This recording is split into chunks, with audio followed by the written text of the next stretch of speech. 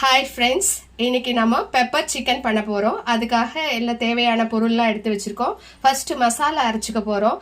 அந்த மசாலாவுக்கு தேவையான பொருள்கள் என்னென்னு பார்க்கலாமா? வாங்க.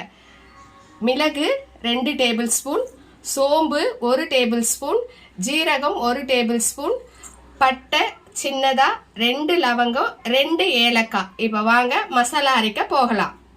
இப்போ நம்ம மசாலாவெல்லாம் வறுத்துக்க போகிறோம். ஃபஸ்ட்டு மிளகு கொட்டியிருக்கோம், சோம்பு கொட்டியாச்சு, ஜீரகம் கொட்டியாச்சு, பட்டை லவங்கம் கொட்டியாச்சு. சும்மா அப்படியே வறுத்துக்கணும், தீயாமல் வறுத்து எடுத்துக்க போகிறோம். அப்புறம் பார்க்கலாம். நம்ம வறுத்த மசாலாவை இப்போ பாருங்கள் அரைச்சி வச்சாச்சு. இப்போ தனியாக அதை எடுத்து வச்சுக்கலாம். எண்ணெய் காஞ்சிடுது. இப்போ நம்ம பட்டை லவங்கம் ஏலக்காய் போட்டாச்சு. 2 பச்சை மிளகாய் போட்டுக்கோங்க. 2 டேபிள் ஸ்பூன் இஞ்சி பூண்டு பேஸ்ட் 2 டேபிள் ஸ்பூன் போட்டாச்சு. அதை வதக்கிக்குங்க. இஞ்சி பூண்டு பேஸ்ட்டு நல்லா வதங்கிடுச்சு. இப்போ வெங்காயத்தை போட்டுக்கிறோம். வெங்காயத்தை போட்டு நல்லா ஃப்ரை பண்ணிக்கணும்.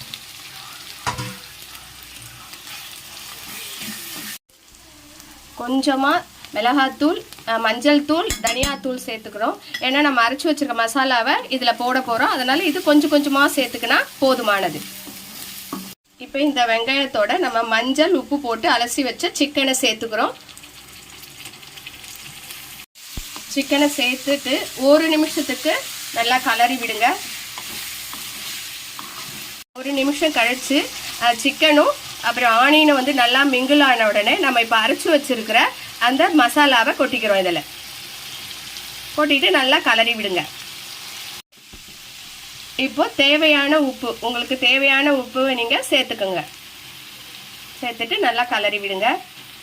இதில் நல்லா எண்ணெய் விட்டு செய்தால் நீங்கள் தண்ணி விட தேவையில்லை. உங்களுக்கு கிரேவியாக வேணும்னா நீங்கள் கொஞ்சம் போல் தண்ணி விட்டுக்கலாம். இப்போ எங்களுக்கு தேவை, அதனால் கொஞ்சம் போல் நாங்கள் தண்ணி விட்டுக்கிறோம். இதில் இப்போ நல்லா வெந்து வந்துடுச்சு.